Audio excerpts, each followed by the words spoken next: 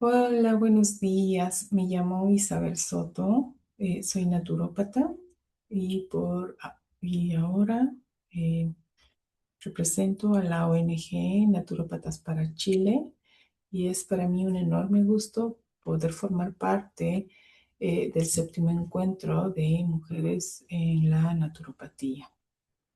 El tema del que voy a hablar es sobre el estrés, el burnout y la neurodivergencia, ¿no? Vamos a hablar sobre las herramientas naturopáticas sin sobrecarga sensorial ni cognitiva, porque hablar hoy de neurociencia, estrés y burnout de mujeres implica también hablar de la invisibilidad, la adaptación constante y el agotamiento silencioso, porque muchas mujeres han vivido décadas sintiendo que algo en ellas era distinto. Entonces, a veces eran demasiado sensibles, a veces eran demasiado intensas, a veces eran demasiado distraídas o estaban demasiado cansadas, pero muchas veces no eran demasiado. Eran mujeres neurodivergentes intentando sobrevivir en entornos que no fueron diseñados para sus sistemas nerviosos. Desde la naturopatía, yo creo que tenemos la oportunidad de construir espacios terapéuticos más respetuosos, menos invasivos y menos sobrecargantes para estos sistemas nerviosos sensibles, ¿no? La presente ponencia surge de la necesidad de visibilizar cómo las mujeres neurodivergentes han sido históricamente, por el contrario, invisibilizadas dentro de los sistemas médicos, educativos, sociales, debido a estructuras profundamente influenciadas por modelos patriarcales y sesgos de género en la investigación clínica. Durante décadas, los estudios sobre el TDA, el autismo y otras neurodivergencias fueron desarrolladas principalmente en niños varones, estableciendo criterios de diagnósticos basados en manifestaciones masculinas, más externalizadas y visibles. Mm, Esto provoca que miles de mujeres quedaran fuera de los diagnósticos, ya que muchas presentan síntomas distintos en una hiperactividad mental en vez de una hiperactividad motora, un agotamiento interno en vez de unas conductas disruptivas. Hay ansiedad social, hay perfeccionismo compensatorio y estrategias intensas de adaptación social. El problema no es únicamente clínico, sino también social y cultural. A las mujeres históricamente se nos han enseñado a ser complacientes, organizadas, a ser emocionalmente disponibles, muchas veces silenciosas y funcionales. Eso incluso bajo altos niveles de sufrimiento. Dentro de este contexto, muchas mujeres neurodivergentes aprendieron desde niñas eh, a ocultar síntomas, ¿no? A copiar conductas sociales, a desarrollar el masking o el camuflaje para evitar el rechazo y las críticas y la exclusión. ¿No? Entonces, como objetivo general, tenemos que es el analizar cómo el estrés y la sobrecarga sensorial y el burnout afecta a las mujeres neurodivergentes proponiendo más bien herramientas naturopáticas neuroafirmativas, accesibles, compatibles con las necesidades cognitivas y sensoriales. Entonces, tenemos que empezar a preguntarnos qué es la neurodivergencia y decir que el término de la neurodivergencia surge desde el paradigma de la neurodiversidad y plantea que las diferencias neurológicas forman parte natural de la diversidad humana. No significa, no significa la ausencia de dificultades, sino en las distintas formas de funcionamiento neurológico.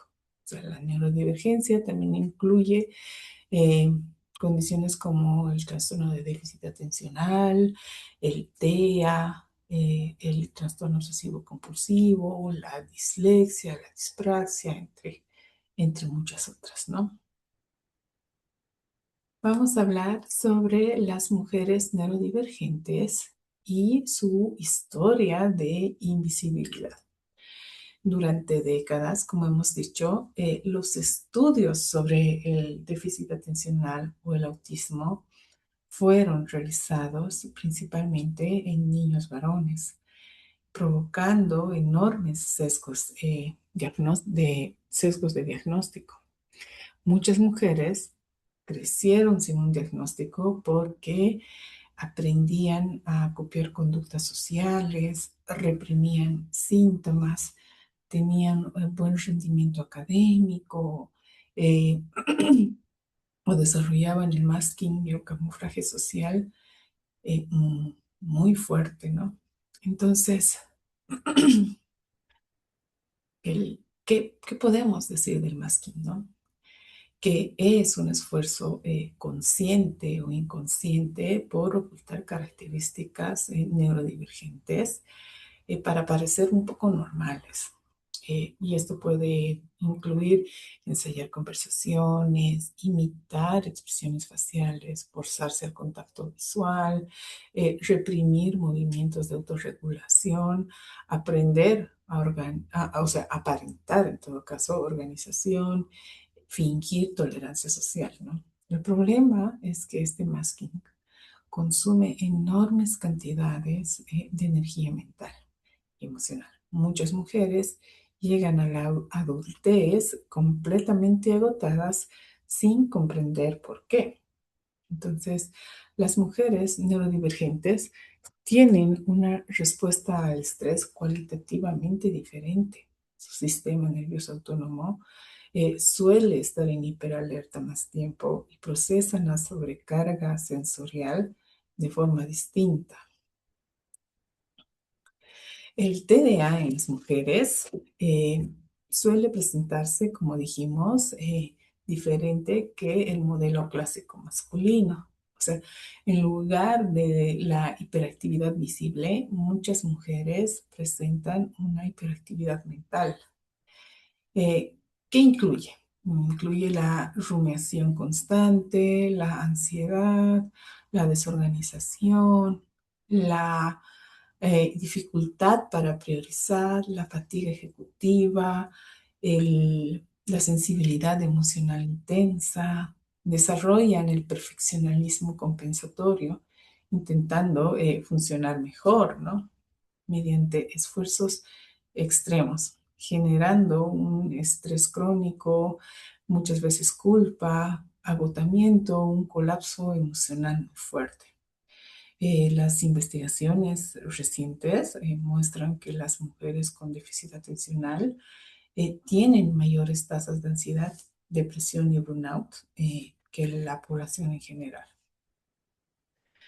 Las mujeres con TEA muchas veces son subdiagnosticadas o diagnosticadas tardíamente. Las, em, las mujeres desarrollan estrategias avanzadas de masking, de camuflaje social, aprenden guiones conversacionales, observan e imitan conductas, internalizan la ansiedad para evitar el rechazo. Y todo esto, tanto en mujeres con déficit atencional como mujeres con el trastorno del espectro autista, tienen un costo fisiológico muy alto. El costo fisiológico de esta adaptación es grande junto con el burnout y pueden incluir el agotamiento extremo, la hipersensibilidad sensorial, el shutdown, el meltdown, el aislamiento, la fatiga incapacitante, el dolor, la pérdida temporal de habilidades ejecutivas, la incapacidad de hablar, la pérdida de memoria, dificultades para realizar unas tareas básicas y colapsos emocionales. Y el trastorno de obsesivo compulsivo y la neurodivergencia puede coexistir con el déficit atencional y el espectro autista, ¿no? No están separados. Y esto se manifiesta como un hipercontrol de un perfeccionalismo, rituales mentales y la necesidad extrema de la certeza.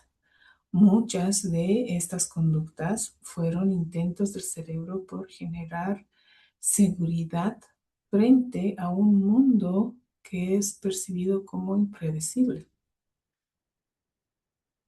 El estrés y el burnout de mujeres neurodivergentes ha llevado a que el concepto del burnout autista y el del déficit atencional, que es un estado de agotamiento físico, cognitivo, emocional, profundo y en un aumento de crisis sensoriales, una pérdida de habilidades previamente adquiridas, irritabilidad extrema, olvidos más frecuentes.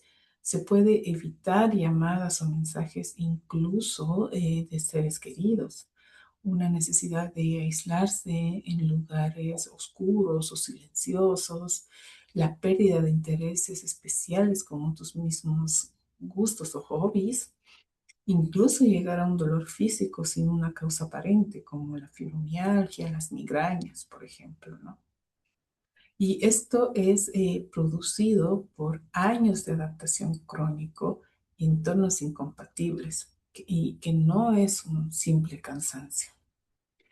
Hablemos sobre algo importante que son las sobrecargas cognitivas y sensoriales. Y estos son dos conceptos claves para entender la experiencia diaria de muchas personas neurodivergentes. Aunque están relacionadas, afectan canales diferentes que suelen interactuar. La sobrecarga sensorial ocurre cuando el cerebro recibe más demanda de las que puede procesar eficientemente, ¿no?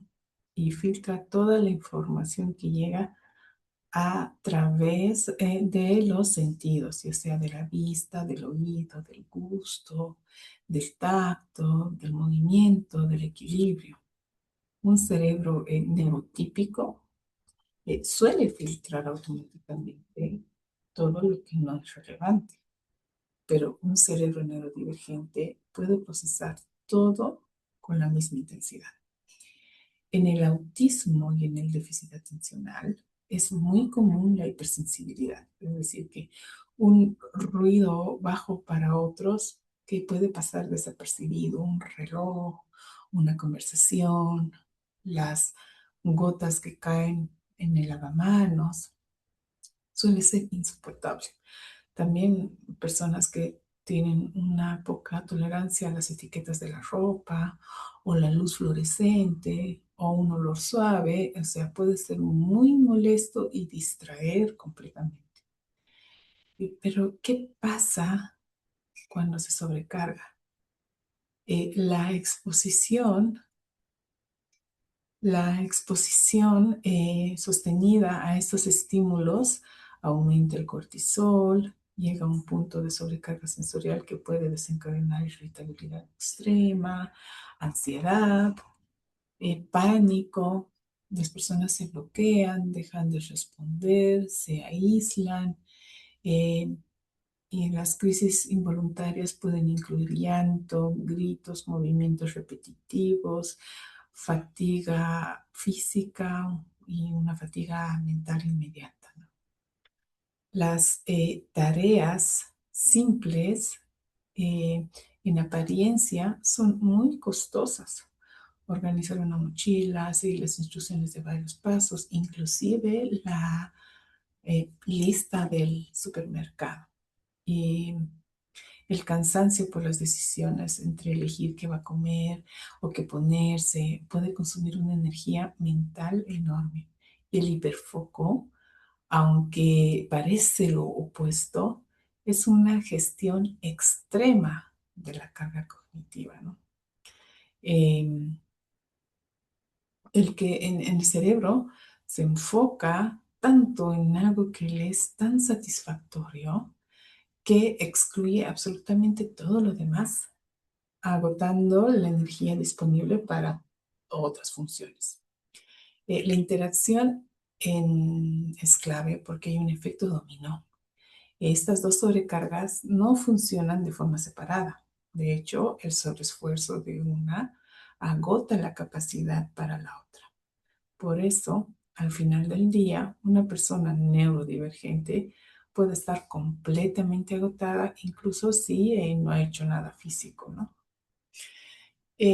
La carga invisible en las mujeres neurodivergentes, tenemos que incorporar a esto una mirada de género, porque las mujeres, además de cargar con todo lo de lo que es la neurodivergencia en sí, también tenemos que cargar con el trabajo doméstico, la regulación emocional familiar, la maternidad, el trabajo remunerado, la exigencia estética, el cuidado de otros, la planificación mental constante, ¿no?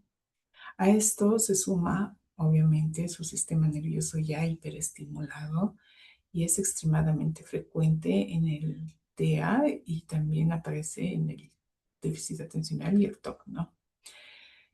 Muchas viven de modo supervivencia y es permanente este modo y han aprendido a soportar estos estímulos sin darse cuenta de cuánto estrés genera sobre su sistema nervioso. Por eso estas mujeres terminan el día incapaces de realizar algunas tareas cotidianas. La sobrecarga sensorial sostenida aumenta el cortisol, la tensión muscular, la ansiedad, la fatiga, la irritabilidad, la inflamación, el agotamiento y el agotamiento emocional, ¿no? El, el cuerpo neurodivergente no afecta solamente la mente, también impacta en el sistema digestivo, el sueño, la regulación hormonal, la percepción del dolor, la energía física, el sistema de inmunidad. Entonces, ahí tenemos que preguntar qué podemos hacer al respecto, ¿no? Y aquí tenemos algunas estrategias prácticas porque pensamos que hipotéticamente, una técnica de respiración larga de 10 minutos va a ser imposible para una persona con déficit atencional, porque o se aburre o se distrae. Una meditación, por ejemplo, de muchos pasos o instrucciones complejas va a angustiar a una persona con ah, trastorno del espectro autista, porque al final no va a saber si lo está haciendo bien. Las pautas naturopáticas clásicas de tomarse 3 suplementos al día o hacer yoga a las 7 de la mañana o prepararte un consomé, por ejemplo, son una receta para el fracaso, eh, sobre todo en estos perfiles neurodivergentes, porque no es que no quieran, sino porque la carga ejecutiva es demasiado alta. Para muchas personas neurodivergentes, esto termina siendo una fuente de fracaso y agotamiento. O sea, la solución no es tener más fuerza de voluntad, sino modificar el entorno y las tareas para reducir las cargas. Reducir la carga sensorial, reducir la carga cognitiva. Las rutinas rígidas pueden ser dañinas. La alimentación, por ejemplo, tiene que ser flexible, tiene que ser accesible, tiene que ser libre de culpas, sensorialmente tolerable. El descanso tiene que ser real, porque muchas personas, mujeres, mientras descansan, siguen pensando y organizando y anticipando y resolviendo problemas mentalmente. Un descanso neurotípico tiene que ser neurocompatible, es decir, que tiene que requerir, por ejemplo, baja demanda sensorial, seguridad, reducción de estímulos, la ausencia de la exigencia social. O sea, entender que la fatiga y el bloqueo no son pereza ni falta de carácter, sino el resultado de un sistema nervioso sobreexigido. Entonces, nos tenemos que ir a las herramientas naturopáticas. El bienestar no puede convertirse en otra obligación imposible. Como terapeutas y profesionales, creo que necesitamos preguntarnos si nuestros espacios son sensorialmente seguros, si quizá damos demasiada información, quizá exigimos cambios imposibles, interpretamos el burnout como falta de disciplina. O sea, la accesibilidad también es terapéutica. El enfoque naturopático convencional puede ser contraproducente porque añade más carga mental. Esta ponencia propone microherramientas de bajo estímulo, priorizando la accesibilidad y la inmediatez. La naturopatía neuroafirmativa prioriza la regulación antes que la productividad. Vamos a hablar sobre herramientas útiles. Eh, las herramientas útiles que podemos mencionar, sobre todo, es la simplificación terapéutica, la higiene sensorial, la fitoterapia adaptógena. En este tema de la fitoterapia adaptógena, por ejemplo, necesitamos adaptógenos suaves para un sistema nervioso sensible, porque, por ejemplo, la ashwagandha o el ginseng sobreestimulan. Entonces tenemos una otra alternativa. Podemos usar el reichi, por ejemplo, ¿no? Las técnicas de respiración ultracortas, porque así evitas sobrecarga de instrucciones. Tenemos la respiración de la caja, por ejemplo, el 4-4-4-4, pero son 3 ciclos de respiración, de retención. Pero son muchos pasos, entonces un neurodivergente no lo va a poder cumplir a la perfección. Para eso, por ejemplo, tenemos unos respiración de retención de suspiros fisiológicos, así de 2 segundos, nada más. Inhalamos en 2 segundos y botamos, exhalamos por la boca. Y ya. Necesitamos un descanso neurocompatible, como dijimos antes, la alimentación flexible, el contacto con la naturaleza, la validación emocional es súper importante. También podemos adquirir un botiquín natural sensorial. Puede tener, por ejemplo, un rolón con el aceite esencial de lavanda o mandarina para crisis leves, ¿no? Puede tener una herramienta táctil como el rodillo de jade frío que se le puede poner en las muñecas o en la nuca. El, un SOS gustativo de una infusión de pasiflora con miel para hacer un ancla sensorial. O sea, hay varias herramientas que podemos implementar. La naturaleza y la regulación. La conexión con la naturaleza tiene efectos importantes sobre el sistema nervioso y eso lo sabemos todos, ¿no? Los estudios recientes muestran beneficios en el estrés, en la regulación emocional, en la recuperación cognitiva, en la ansiedad. Para muchas personas neurodivergentes, la naturaleza ofrece predictibilidad, menor agresión sensorial, ritmos más reguladores. La jardinería terapéutica, por ejemplo, puede convertirse en una herramienta profundamente estabilizadora, porque mantener la continuidad ayuda más que intentar la perfección.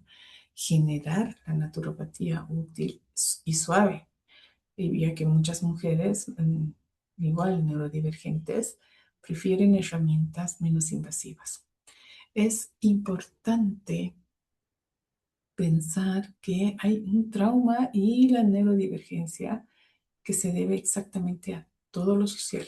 O sea, las mujeres neurodivergentes crecieron escuchando que eres floja, eres dramática, que desordenada, eres demasiado sensible.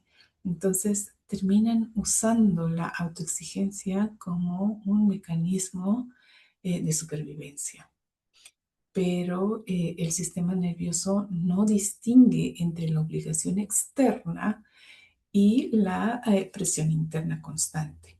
Por ende, desarrollan el trauma complejo debido al bullying, a la invalidación, a la exigencia constante, al rechazo social, al abuso emocional, al masking crónico. Por eso no podemos abordar el burnout sin considerar el trauma. El sistema nervioso muchas veces vive en hipervigilancia permanente. Y actualmente existe una industria de bienestar extremadamente demandante, con rutinas perfectas, productividad disfrazadas de autocuidado, hiperoptimización, exceso de información, y el objetivo no debe ser optimizar las personas neurodivergentes, sino disminuir la sobrecarga en el sistema nervioso. En conclusión, muchas mujeres neurodivergentes no necesitan aprender a exigirse más.